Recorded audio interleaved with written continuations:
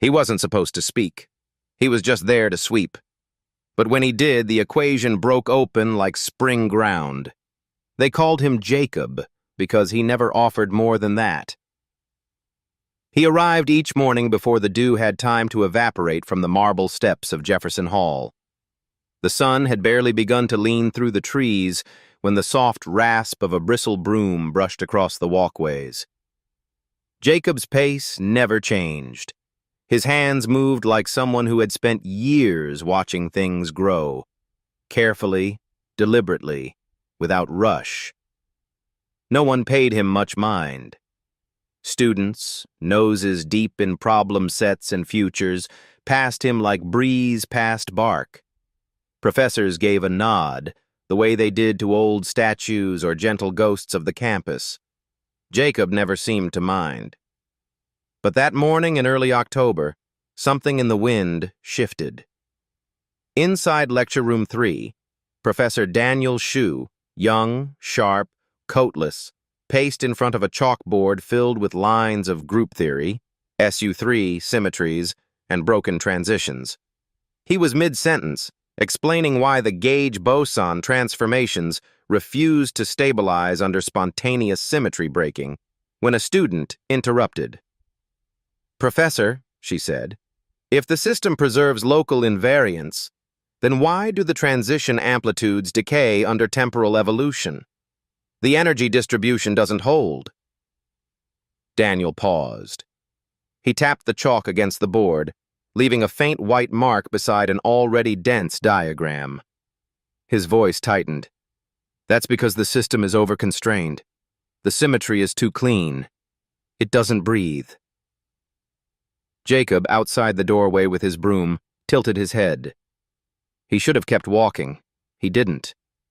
Without stepping fully into the room, he spoke, quiet as falling ash. "Sometimes the soil's just too cold." The class fell still. "What?" a student near the front whispered. Jacob cleared his throat. "You put the seed in right. Good seed.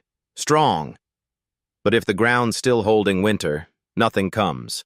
Doesn't mean the math's wrong. Just means you're too early." Daniel turned slowly. He hadn't seen Jacob inside the building before, not like this. The man wore a faded denim shirt and pants with knees patched in canvas. He held no books, no ID badge, only the long-handled broom still warm with morning dust. A pause, and then, without another word, Jacob tipped his head and walked on. That night, Daniel couldn't shake the image.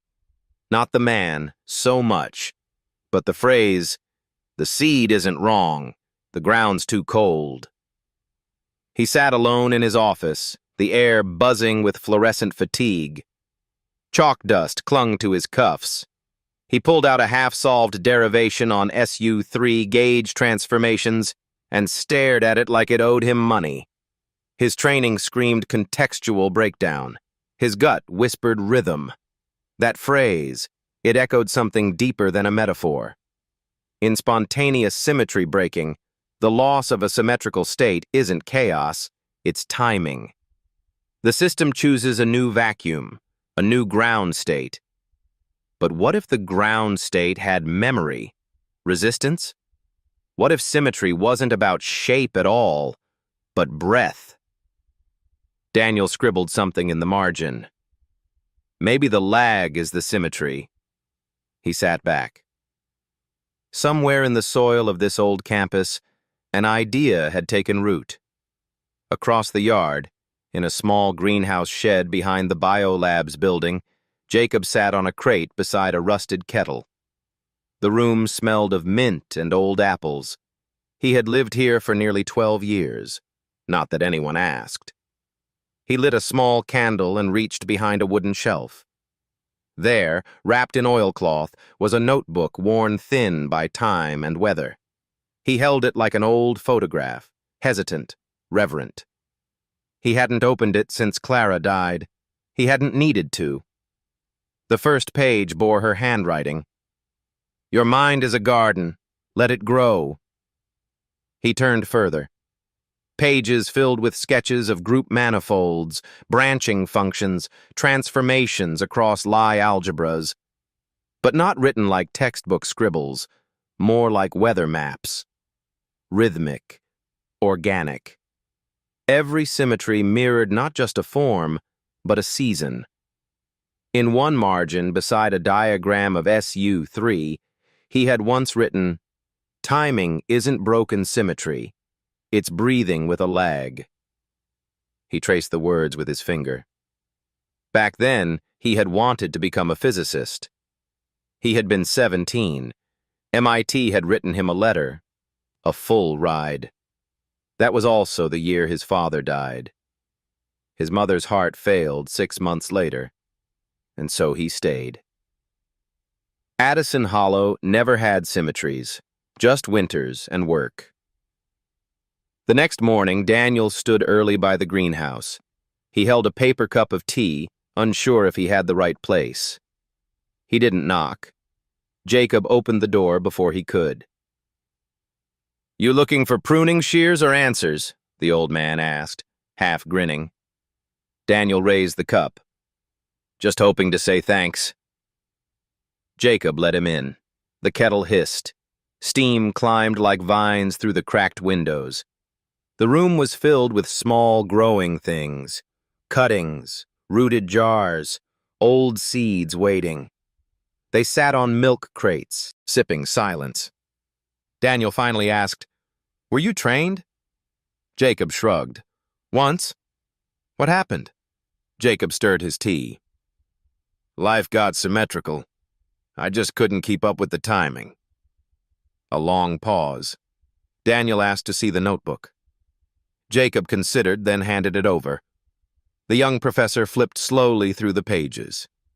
He stopped on one drawing, a spiral nested inside a triangular loop. It looked nothing like a conventional group diagram. "What is this?" Jacob leaned over. "That's how SU3 looks when the seasons get inside it." Daniel blinked. "You reparameterized the group by growth cycles?" "Not on purpose," Jacob said. "I just started drawing how things come back after dying." Daniel looked at the old man and for the first time did not see a custodian. He saw a scholar who had refused to burn. Back in lecture room 3, 2 days later, Daniel pinned a printed copy of one of Jacob's pages to the seminar board. He didn't write a name. He didn't need to. A student stared at it, wide-eyed. "Who wrote this?" Daniel turned toward the window, where Jacob stood outside tending the rose bush. He said simply, "The man who knows when the ground is warm enough to plant." He had burned the MIT letter, but the math still lived in his roots. There are stories that begin with fire, not war, not anger, just the kind of fire that happens when a boy is too young to carry the weight of the world and too proud to say so. In 1973, 17-year-old Jacob Miller lit the stove in his family's kitchen in Addison Hollow, Kentucky. Not to cook, not to warm. He did it to burn the future he could not afford. The envelope from MIT was thick and official. It bore a seal older than his county and a signature that would have made his high school principal faint. Full scholarship, honors track, room, board, books, the dream. He fed it to the flames with steady hands. His father had died 4 months earlier, a logging accident out past Little Clay Ridge. His mother, who had kept house and heart alive for 2 decades, had stopped eating since the funeral. The doctor said it was grief. The silence in the house said otherwise. Jacob had a choice. It wasn't one anyone spoke aloud. It didn't need to be. So he stayed. Nearly 50 years later, in the small warmth of the greenhouse, Daniel Shu sat quietly across from him, cupping the same battered mug Jacob had used for decades. The tea was black, bitter, and grounding. Jacob had invited him in again, not as a visitor, but as a listener. "You ever go back there?" Daniel asked, his voice low. Jacob looked toward the glass, where the autumn light poured in like memory. Dust floated like old thoughts suspended mid-air. Addison Hollow's not the kind of place you return to, he said. It's the kind that stays in your bones. From the shelf above the sink, Jacob pulled down a wooden box. Inside, old photographs, folded letters, a dried apple blossom pressed flat between notebook pages. He passed one to Daniel. A boy stood in front of a barn, holding mathematical methods in the physical sciences. His boots were muddy, his face clean, hopeful. She was the only one who ever knew, Jacob said. Who? My wife, Clara. He smiled a little. We met at the Addison County Fair. She was playing fiddle. I was selling honey for my uncle. Daniel raised an eyebrow. She asked why I was reading calculus at a livestock auction, Jacob said. I told her, because integrals don't moo. She laughed so hard she spilled lemonade on my notes. Daniel chuckled. Jacob went on. She was the first to hear me speak of Lie groups. G2 exceptional symmetries. She saw the spiral diagrams, the folding patterns, before they had language. I once told her, I don't think symmetry is about balance. I think it's about return. Like how trees lose everything and still come back. Jacob's hands curled gently around his mug. She said I talked like someone who plants ideas just to see what might bloom. They were married 2 years later, behind her grandmother's barn. No tuxedos, just sunflowers and a sky that hadn't yet decided whether to rain or not. He stood, opened a small drawer beneath the table, and pulled out a journal with a faded green cover. From it, he handed Daniel a single page. The handwriting was slanted, looping. Your mind is a garden. Let it grow. Clara's words, Jacob said. She knew everything. The proof I was working on. The sketch of G2 folding into SU3. She used to say I didn't talk like a physicist. I talked like someone trying to remember something already known. Daniel stared at the page. You solved it? He asked, voice low. Jacob shrugged. I don't know. I just started watching nature closer than I watched equations. Daniel flipped to another sheet, one where G2 had been remapped through the logic of tree branches folding under snow, a geometry of survival. This isn't speculation, he said. It's geometry, with application. I wrote that in the 70s, Jacob replied. Didn't know what to do with it. Figured it'd either be worth something in 50 years, or never. Outside, the wind picked up. Leaves scraped across the glass like old thoughts trying to return. Daniel leaned forward. You know the faculty board is asking about you? Jacob didn't move. They want to know why a non-teaching staff member is influencing coursework. Jacob chuckled softly. They should worry more about who's doing the listening. You don't want a title? Titles come with doors, Jacob said. I've lived fine with windows. Daniel hesitated. But students are quoting you now. They're calling you the spiral farmer. Jacob smiled faintly, eyes following the ivy on the back wall. I'm not a teacher, he said. I just didn't forget how to listen. In Clara's final years, she used to sit near the window, humming as Jacob drew. One afternoon he was sketching nested manifolds across time when she looked up and said softly, You're not drawing math, Jacob. You're drawing memory. He buried her beneath the old apple tree the next spring. That year, for the first time, it didn't bear fruit. Later that week, Daniel attended a faculty roundtable. Instead of slides, he placed a photocopy of Jacob's breathing spiral in the center of the table.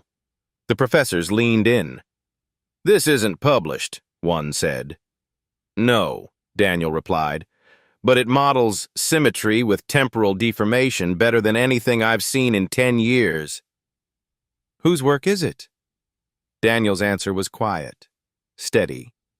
The groundskeeper, who never really left Addison Hollow. Someone cleared their throat.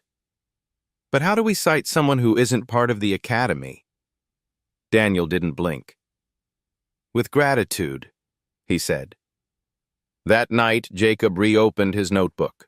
On a blank page, he wrote, "Some roots grow down, not up, but they hold everything steady." He set the pen down and looked out the window.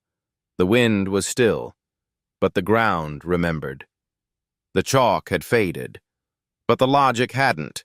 It began with a request. Not formal, not typed. Daniel simply appeared at the greenhouse door one October morning, the early fog still clinging to Harvard Yard like breath not yet spoken. "I'd like to borrow your notebook," he said. Jacob looked up from trimming basil roots. He wore the same patched flannel, the same silence behind his eyes. "I don't lend things I haven't finished reading," he said. Daniel hesitated. "You wrote it." Jacob tilted his head, as if that wasn't quite true. Still, he disappeared inside and returned with the worn, leather-bound volume. "Just don't erase anything," he said. "Even the mistakes have rhythm." Later that day, Daniel laid the notebook on his desk, the way one might set down a family Bible. He didn't flip through it. He listened through it. Each page was a quiet astonishment. Curls of group diagrams sketched like wild vines, Lie algebra transformations bending the way grain leans toward wind. But the elegance wasn't what held him. It was the timing.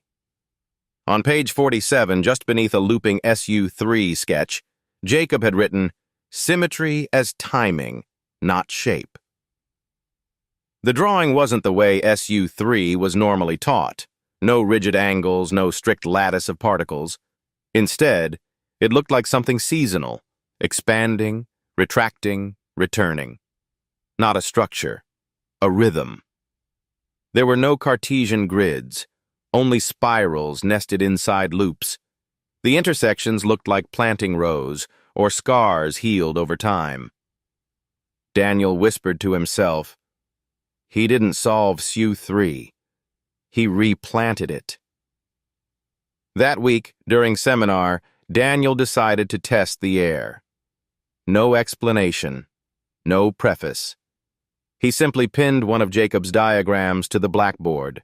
No title, no attribution, just loops, arcs, annotations in smudged graphite.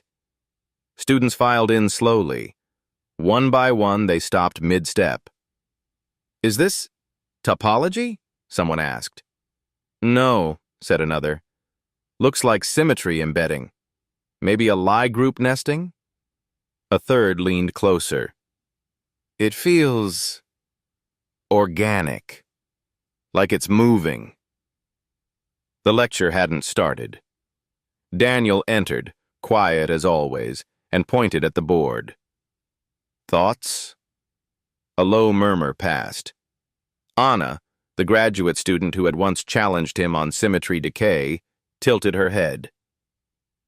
"I've seen this structure before," she said, "but never like this. It's breathing." Daniel turned toward the window. Outside, beneath the arching light of afternoon, Jacob was pruning the rosebush with slow, practiced cuts. Daniel raised a hand. "The man who drew that diagram is the one shaping that rose." No one laughed, because somehow it made sense. That night, in the far greenhouse, Jacob trimmed back dead branches by moonlight. Daniel entered quietly. "I showed your diagram," he said. "I know," Jacob replied without turning. "The wind felt different today." "They wanted to know who drew it." Jacob said nothing. "You ever think about teaching again?" "I never taught," Jacob said. "I just noticed which questions weren't ready yet." Daniel unfolded a slip of paper. It's an internal seminar. No grades, no slides. Just dialogue. I'd like you to speak. Jacob took the invitation with fingers calloused by soil, not chalk. I won't use slides, he said. Daniel nodded. I didn't think you would. Later that week, a student wandered into the greenhouse. She introduced herself. Shy, eager, said she had questions about group folding, rhythm in physics, shapes that breathed. Jacob handed her a trowel. Start with the soil, he said. If the earth listens, so will the equations. There was a time, long ago, when Jacob worked at a grain mill back in Kentucky. He'd taken the job not long after burning the MIT letter, spent his breaks sketching group transformations in the margins of feed invoices. One day, he folded a page and mailed it to Clara. She kept it in her Bible, a triangle nested inside a spiral. Beneath it, in the same hand that now pruned roses, Jacob had written, "We live in loops, not lines." Word of the diagram spread without noise. No social post, no announcement. Just a slow ripple across campus minds. Late one evening, a visiting scholar from Oxford paused in front of the blackboard. He stared at the spiral for a long time. I've seen something like this, he said, in non-linear harmonic field research. But this assumes symmetry reemerges, not remains. That's rare. Daniel smiled. It was drawn by someone who grows his own metaphors. The scholar laughed gently. Is he available for correspondence? Daniel turned to the window. Jacob was there, misting seedlings. Only if you know how to listen with your hands. In the quiet of his room that night, Jacob opened the notebook again. Only a few blank pages remained. On a fresh one, he wrote, They asked who planted the tree. I said, the wind did. He closed the book and smiled. Not everything needs a name. Some spirals are only visible from the margin. He wasn't listed as faculty, but the board couldn't stop listening. They gave him no nameplate, no title, no department, no office hours. But on a cold November morning, as frost traced its fingers across the edges of Harvard Yard, Jacob Miller walked into Lecture Room 9, not as a ghost, not as a custodian, but as someone who had been asked. He didn't dress for the occasion. Same faded flannel, patched from elbow to wrist. Same boots, dusted with garden loam. Same hands, nicked and weathered, more suited for pruning than writing. Still, the room held its breath. The faculty had gathered quietly in the back. Students filled every row. Some sat cross-legged along the walls. A few brought sketchbooks instead of laptops. No one looked at the empty podium. They looked at Jacob. He didn't stand at the front. He walked slowly to the chalkboard, placed his notebook down, and turned to face them. I don't have slides, he said softly. I have stories. A few chuckles, nervous, respectful. He took a piece of chalk, white and worn down from another hand, and drew 3 plain lines. Then, beneath them, a shape few in the room had seen before. A root diagram from the Lie group G2, not graphed on axes, but drawn like something alive branching through soil. He stepped back. When people talk about G2, he began, they say it's exceptional, complex, 14-dimensional. He paused. But to me, it always looked like a tree learning how to fold. He pointed to one of the curved vectors. This one bends early. Like winter came too soon, so it curves back into the trunk. Not because it's weak, but because it knows. A student near the front leaned in. That's not how we were taught the G2 to SU3 mapping. Jacob smiled. Most roots grow straight, he said. Some fold. The ones that fold tend to survive winter. The room stilled. One graduate student, the same young man who had once failed the midterm 3 times, lowered his head into his hands. Tears, quiet and unannounced, traced the edge of his jaw. Jacob noticed. He didn't stop. "You've been trying to solve the diagram like it's finished," he said gently. "It's not. It's still becoming." The student looked up. "I thought I was just stupid." "No," Jacob replied. "You were just early." After class, Daniel caught up with him outside. "That line you said," he began, "the ones that fold survive winter. Was that about the manifold or about people?" Jacob kept walking. "I don't separate the two anymore," he said. They reached the edge of the yard where the last apple tree still clung to its leaves. Daniel stopped. "Would you ever teach a formal class?" Jacob paused. His eyes moved far, as if watching something unfold across years. Cold kitchens, the soft breath of Clara beside him, notebook pages stained with tea and waiting. "I don't teach," he said. "I just talk to the things that grow." Later that week, Daniel stood before the faculty board. The air in the room was tight, like a clock wound too far. A senior professor cleared his throat first. "We're not questioning the man's intelligence," he said.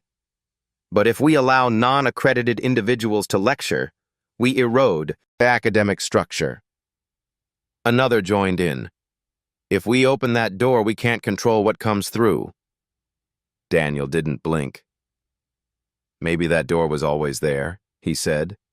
"We just forgot how to open it." A pause. "I'm not asking for tenure or status.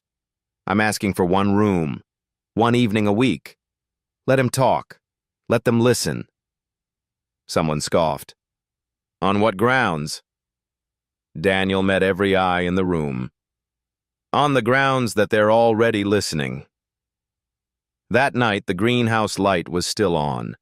A young woman waited by the gate. She held her thesis draft in one hand, shaking slightly. "I don't get it," she said. "I keep losing the symmetry when I try to model spontaneous gauge breaking across fields." Jacob didn't ask her name. He gestured her inside. He poured 2 cups of tea, handed her a pencil, and placed a small ceramic bowl between them. Inside were 5 apple seeds. "Try arranging them," he said, "so no seed is alone." She tried, failed, tried again, 4 times. On the 5th, she paused. He nodded. "Now apply that to your math." She looked down at the seeds, as if seeing physics for the first time. There had been a night, many years ago, when Jacob nearly threw his notebook into the fire. It was after Clara's second surgery, the pain in her silence, the weight of what he hadn't done. He had drawn a G2 transformation surrounded by seed pods, a spiral within a ring. Clara watched him, weak but steady. "Some things aren't meant to be planted," she said. "Some things are meant to be held until someone else is ready to grow them." He closed the notebook and waited. 1 week later, the Thursday seminar resumed. Jacob entered with no syllabus, no projector, just chalk and hands that had memorized the patience of roots. He didn't instruct. He told them how geese fly in V formations, not to lead, but to break the wind for others. He told them about the day his father taught him to prune the old apple tree. "Don't cut to change it," his father had said. "Cut so it remembers how it used to grow." He spoke of lie groups not as structures, but as breathing rhythms, like grief, like frost, like forgiveness. No one asked about publication, no one asked for a grade, and no one left. As he walked home that night, Jacob passed a lamp post near the yard. Someone had written in chalk, no titles, just roots. He smiled. He didn't need a plaque on the door. He had something better. A room that had begun to listen. He didn't explain the solution. He let it unfold. They expected equations. Instead, he brought a story. It was the third Thursday of November, cold enough to make the chalkboard sweat. And yet they came. No posters, no schedule on the department bulletin, just a rumor passed from one desk to another. He's teaching tonight. Students who had never spoken in class, postdocs half asleep from proposal deadlines, even a tenured physicist who slipped into the back like a man returning to confession. They filled the room until the air itself felt thick with questions no one knew how to ask. Jacob didn't take the chalk. He brought a basket of apples, set it gently on the desk, and began. "My father never used a clock," he said. "He used the trees." His voice wasn't loud. It didn't need to be. When the apple buds opened before the geese flew north, it meant a late frost. When the frost lingered past the dandelions, we planted late. He picked up one apple from the basket. "This," he said, "is not just fruit. It's memory. A record of timing, soil, sun, patience, and sometimes symmetry." He turned to the board, drew a circle, then another inside it, then a third, spiraling inward. "This is not a function," he said. "It's a rhythm." SU3 isn't static, he continued. It pulses, like geese flying, like seeds opening, like breath. A hand rose near the front. "Are you saying group symmetry is time-dependent?" Jacob smiled. "I'm saying we are, and math doesn't exist outside the season of the mind." He didn't write an equation that night, but he told them about geese, how each bird flaps slightly offbeat so the one behind can rest, how no single bird leads forever.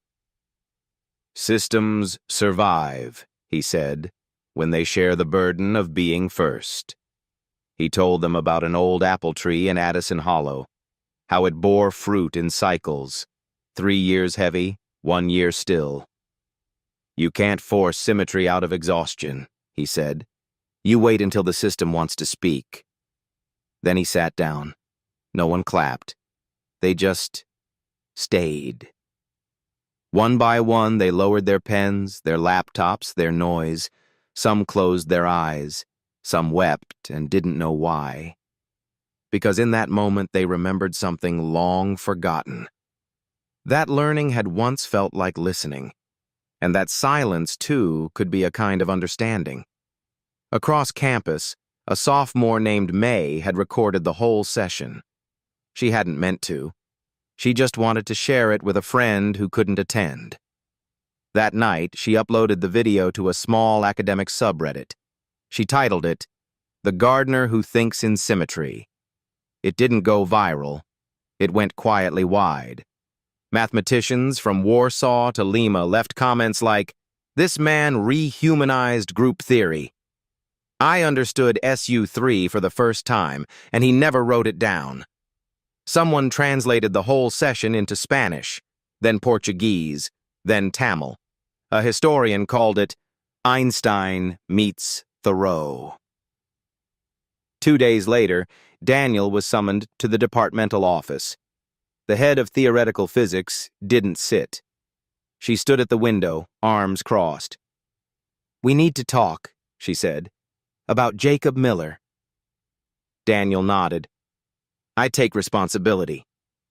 "I'm not here to punish you," she said, "but I am asking, why let a non-academic teach a seminar?" Daniel thought for a moment, then said, "Because the system didn't invite him. Curiosity did." That night, Jacob walked alone through Harvard Yard. The cold bit gently at his hands. In his coat pocket, he carried a folded paper, a printed transcript of the Reddit thread. Someone had left it on the potting bench in the greenhouse. He didn't read every comment. He stopped at one line underlined in blue ink. He didn't explain the answer. He let it unfold. He stood beneath the last apple tree in the yard, picked up a fallen fruit, held it to his nose, and smiled, then whispered, so soft it was only for the soil. You listened back. Long ago, Clara had sat by the window, too weak to hum, too awake to sleep. Jacob had been beside her, a notebook in his lap, an ache in his ribs that had nothing to do with age.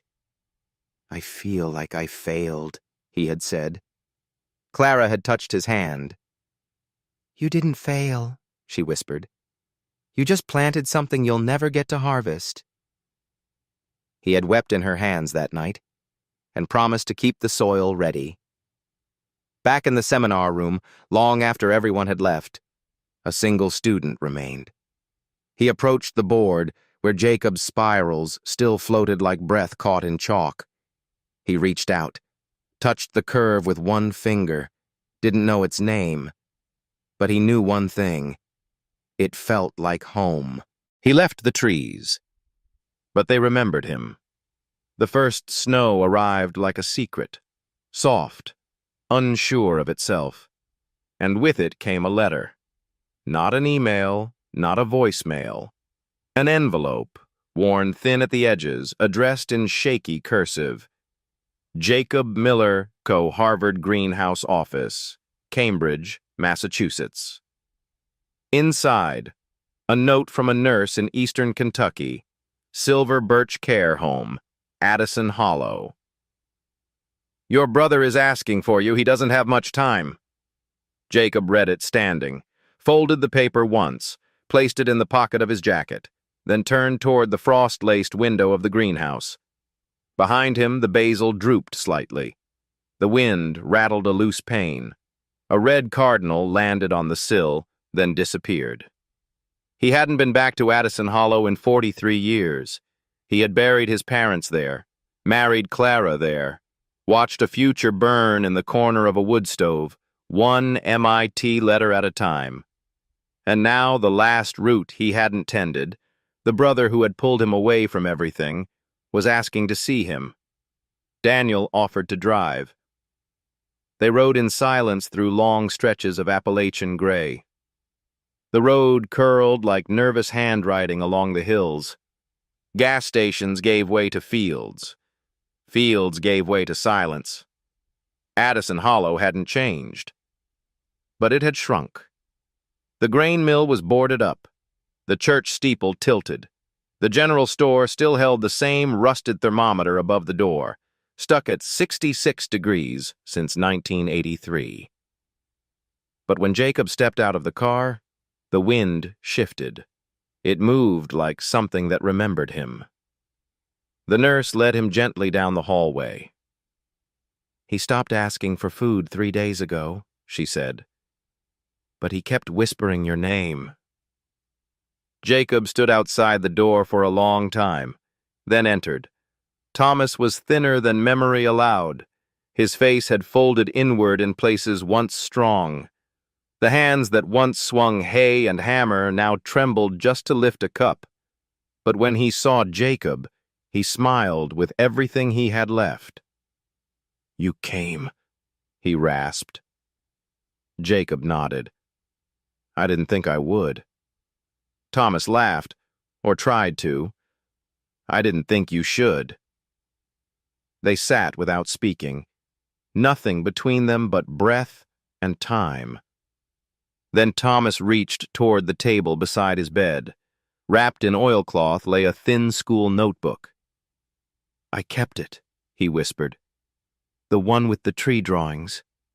The shapes. You used to explain them to me. With sticks. Jacob's hands shook as he picked it up. The cover still read, G2 with root systems, Jacob M. Inside were sketches drawn by a 17-year-old farm boy who dreamed in spirals. Diagrams of Lie groups, seed forms, loops branching like vines across seasons. But in between those pages were new ones. Thomas had copied the shapes, tried to follow the loops, even left notes in the margins. He said symmetry means we're never truly alone. One branch always mirrors another. Jacob blinked hard. The page blurred. "I was too angry," Thomas whispered. "Too proud to ask you to stay, but I needed you to." Jacob sat beside him. He didn't answer. He just let the silence carry both their names. Outside, the snow fell with that particular stillness that only comes when something is leaving the world. Years ago, Jacob had drawn that same group structure in the dust with a stick. 17. Thomas, 13. Their mother asleep on the porch. Thomas had asked, "Why's that branch loop back?" Jacob answered, "Because it can't grow up anymore, so it grows inward, but it still grows." That had been the last lesson. Until now. That night, Jacob walked behind the old house. Most of the orchard was gone. Rot, fire, neglect. But one stump still held a carving, C+J, 1979. Clara had etched it that spring. Only one tree remained, tall, gnarled, half dead, still alive, the apple tree, no fruit, no leaves, but standing. Jacob sat beneath it, opened the notebook, turned to the page where Thomas had written, and added one line beneath his brother's handwriting. "A symmetry forgotten is still a symmetry waiting." 2 mornings later, Thomas passed in his sleep. Jacob was there, holding his hand. No words, just warmth that lasted. At the funeral, small, without sermon, Jacob scattered a handful of soil from Harvard Yard into the grave. "Let both places know you," he whispered. Back in Cambridge, he moved through the yard like a man walking 2 landscapes at once. He didn't speak of the trip, didn't explain the absence. He didn't need to. But above his greenhouse workbench, between root jars and seed trays, he pinned a photocopy of one page, the one with Thomas's handwriting, where, in pencil, between 2 curved groups, he had written, "We live in mirrors. We just forget to turn around." No one clapped, but everyone stayed. The room had no syllabus, no list of required readings, no attendance sheet tacked to the door. But every Thursday evening, without fail, it filled. Students who never raised their hands in lecture, scholars who had published papers but hadn't felt wonder in years, even janitorial staff, one of whom had begun sitting in the back with a thermos of soup just to listen. There was no announcement. Only a rumor passed by mouth, like a quiet benediction. "The gardener is speaking tonight." They called it the Room Without Titles, but by now it had taken on another name, the Seminar That Didn't Grade. Jacob never used the podium. He stood where the light was softest, sometimes near the blackboard, sometimes by the windows, when the air was still warm enough to open them. That evening, he arrived with nothing in hand but a piece of chalk. He drew 3 overlapping circles, not perfect, just alive, then stepped aside. "This is not a structure," he said. "It's a breathing rhythm." There was no slide, no bullet point, just a silence that made room for thought. A professor from the Applied Mathematics department, seated quietly near the door, raised a hand. "May I ask," she said, "where you studied?" Jacob looked at the circles. "Failure," he said. Then compost, then fruit. The room smiled, some softly, some bitterly, some like they hadn't tasted that answer in decades. When the seminar ended, no one clapped. They simply remained. Some sat with eyes closed. Some copied the overlapping circles in their own notebooks, not for submission, just to feel their shape. Outside, the wind stirred the ivy. Inside, the silence hummed like something sacred. Word spread without being pushed, not through flyers or websites, but through changed posture, through the way students began asking questions without fear of being wrong. They started returning to the greenhouse, one by one, not with petitions, but with seeds. On Tuesday evening, before the next session, Daniel visited the greenhouse. He found Jacob repotting a tired lemon balm plant. "You know," Daniel said, "students are coming early now. Not to get a seat, to help set up the chairs." Jacob didn't look up. He trimmed a brown stem carefully. "They're not coming for answers," Daniel added.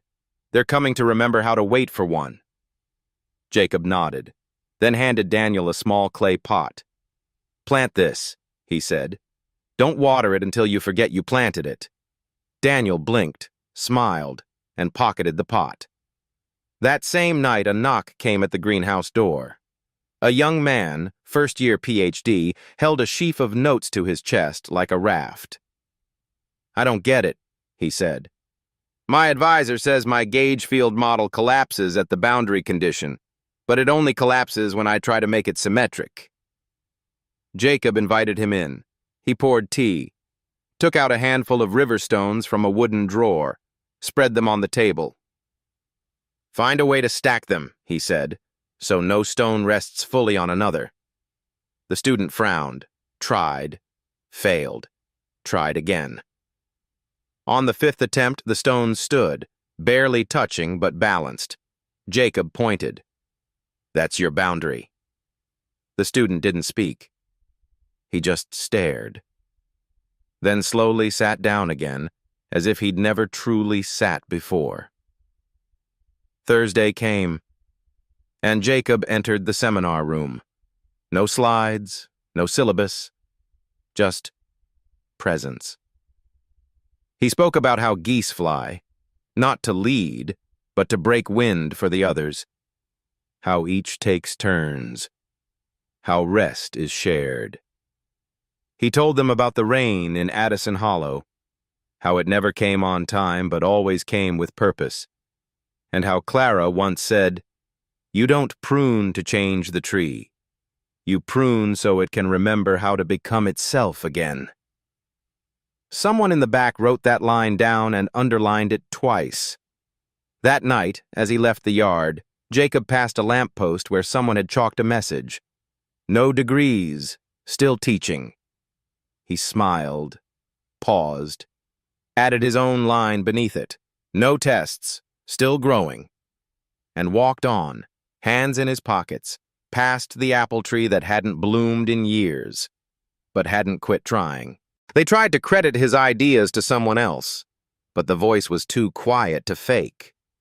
By the time winter settled fully into Cambridge, Jacob had become more than a rumor. He was a habit, a rhythm.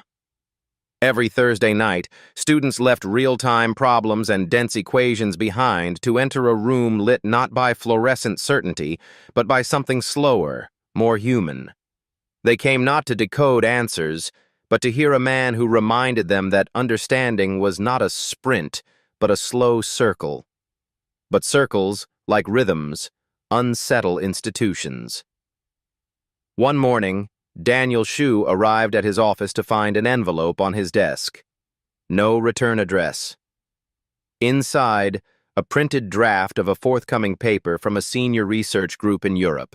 Title: Temporal Symmetry Deformation in Nonlinear Group Structures. Attached was a note.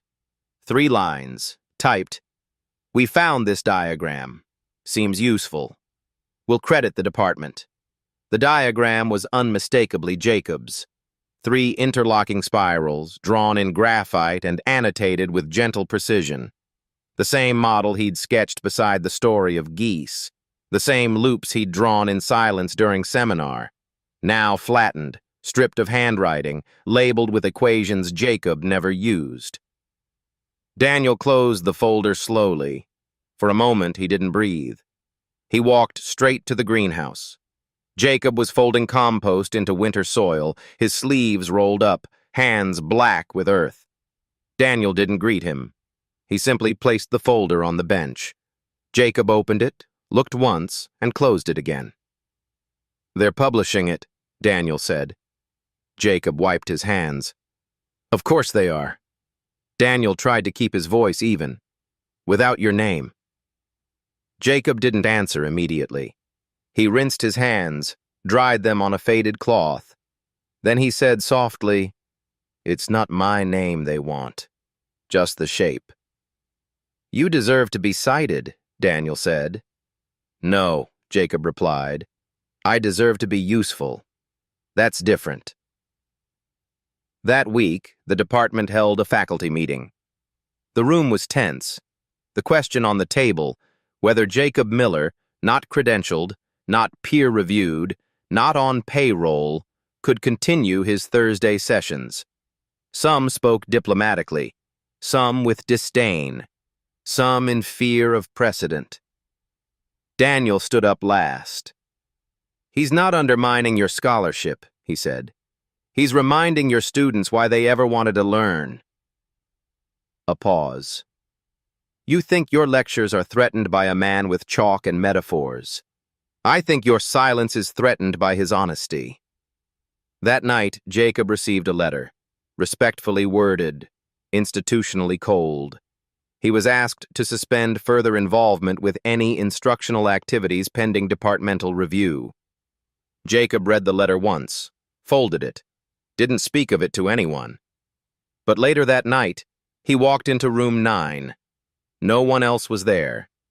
He stood at the blackboard, and with one piece of chalk wrote, "They have the titles. I have the time." The next morning, students arrived early and saw the message. They left it untouched. Even as cleaning staff came and went, no one erased it. Not because they were told not to, but because it didn't feel right. It wasn't a protest. It wasn't a challenge. It was a truth, soft as compost, steady as root.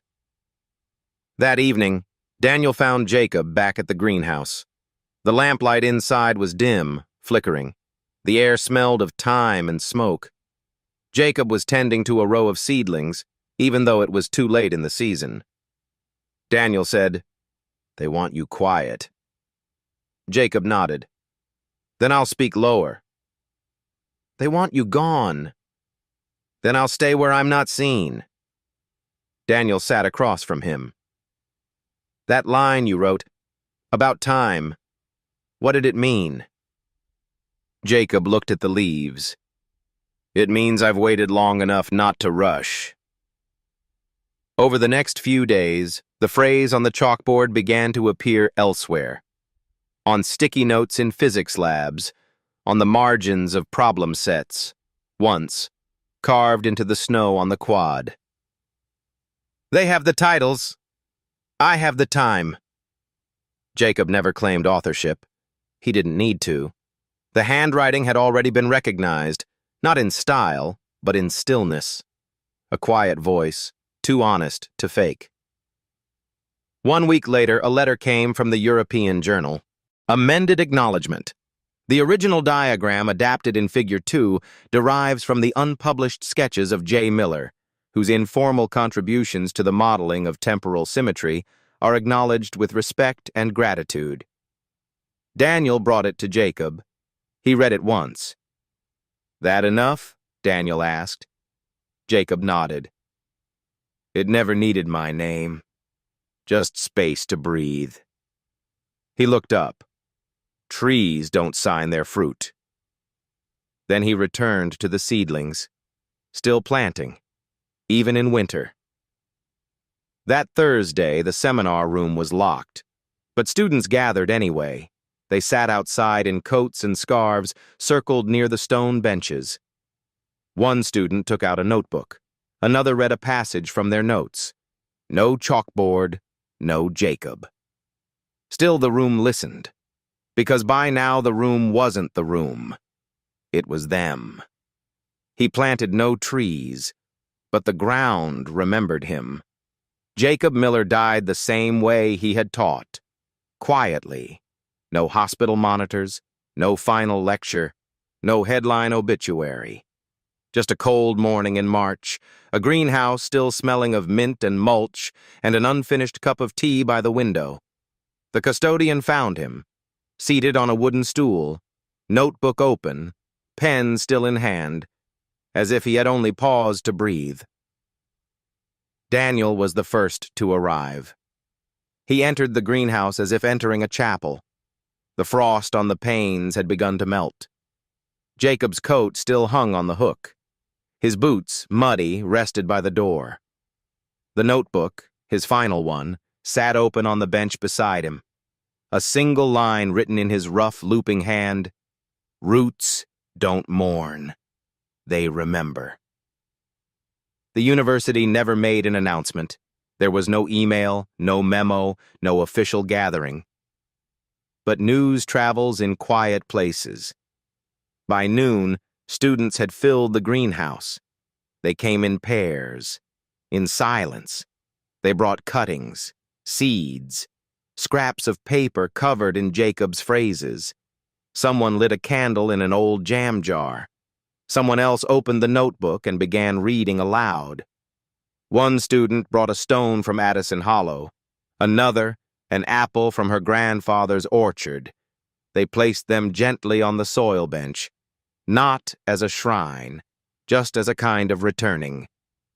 Daniel wrote no eulogy, but he walked across the yard that night with purpose, past the locked seminar rooms, past the rusting fountain, past the lamppost still bearing Jacob's chalked words. "They have the titles. I have the time." He stopped beneath the last apple tree, and with his hands still soft from a life of papers began to dig. It started as a garden, not official, not funded, just a square of grass behind the physics building that no one tended.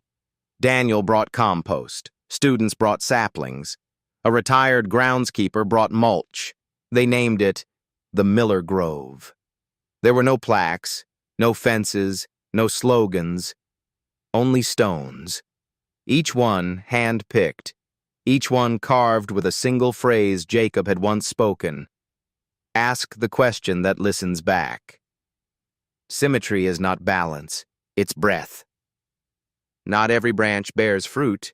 Some just hold the others steady. We live in mirrors. I never taught. I just remembered aloud. The grove became what no building could, a space between knowledge and memory. It wasn't visited. It was returned to. Undergraduates wandered in after hard exams. Researchers came during sabbatical walks. One night, a student who had failed out of his program returned just to sit in the grass. He left a folded page, a drawing of G2 spiraling back into itself. At the bottom, he wrote, "I understand now.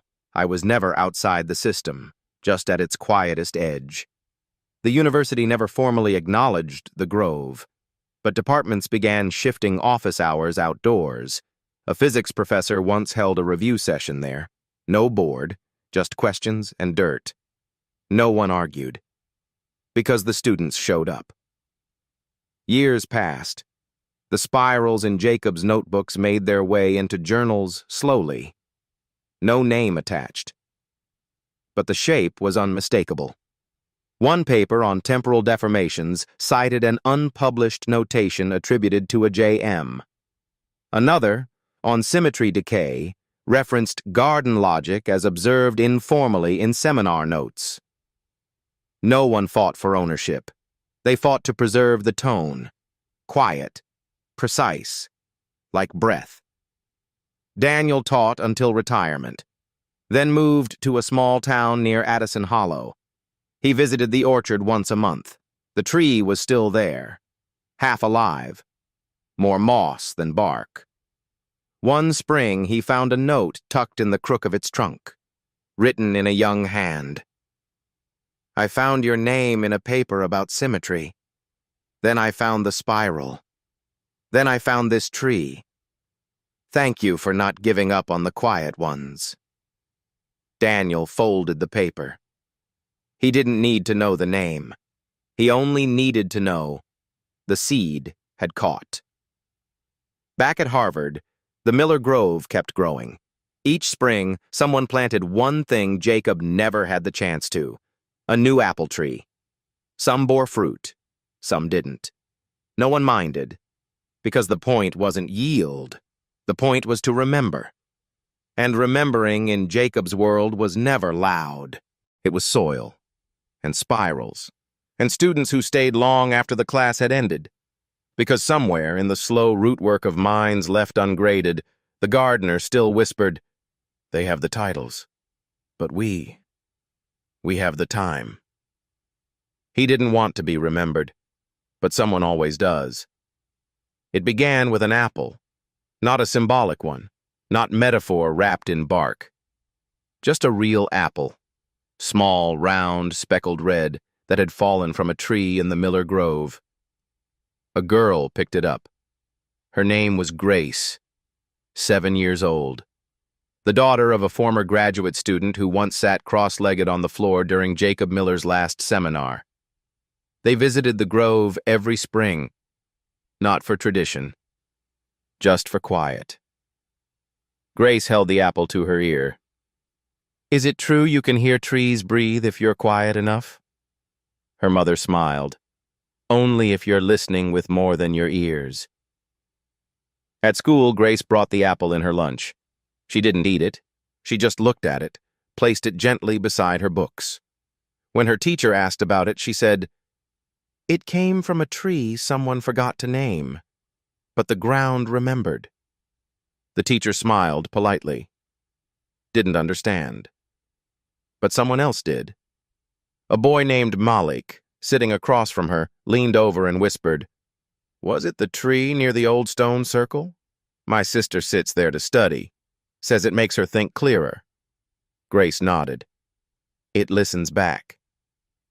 That week, Grace's mother opened her daughter's backpack to clean it out. Among the crayons and paper scraps, she found a folded note.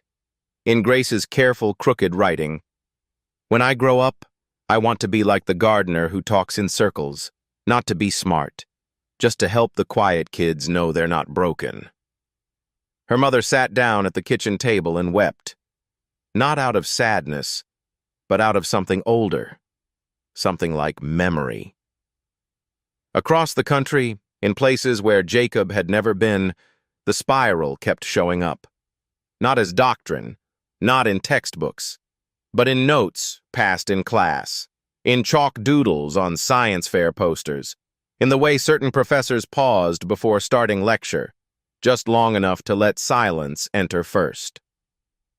One high school in New Mexico planted a grove in their courtyard. They named it the Listening Orchard. A physics club in Manila printed the spiral on their team shirts, not as a logo, as a reminder. A community college in Ohio began each seminar with 5 seconds of silence. No explanation, no rule, just breath. Back at Harvard, the Miller Grove had grown. 6 trees now, a bench carved with names, a low wall of stone etched with fragments of Jacob's sayings. One spring morning, a visiting professor sat beneath the largest tree and began to cry.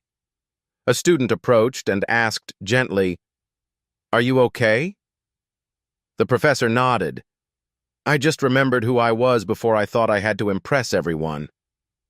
In a small attic in Addison Hollow, Daniel Shue, now retired, now gray, now slower in step, found a box labeled, "Miller, do not throw."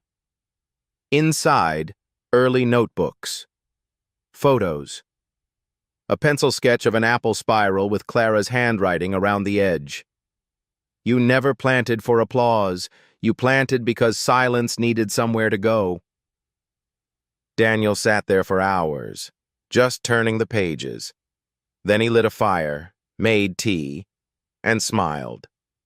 Because he knew the work was already planted, and harvest was not his to see. One night, at a university Jacob never visited, in a seminar room without a projector, a young lecturer drew 3 circles on a whiteboard. overlapping, breathing. A student raised her hand. "Is that from the Spiral Farmer?" The lecturer smiled. He never called himself that. Then what did he call himself? A pause. He said he didn't teach. He just remembered aloud. That same week, Grace returned to the Miller Grove with her mother. The tree had bloomed early that year. Beneath it, Grace dug a small hole, placed one seed inside. Her mother asked, "What will it grow into?" Grace shrugged. "Whatever remembers first." They didn't take pictures. They didn't need to. They just walked home, slowly, because something had been planted, and Jacob's lesson was still true. Hope doesn't need to be seen. It just needs soil.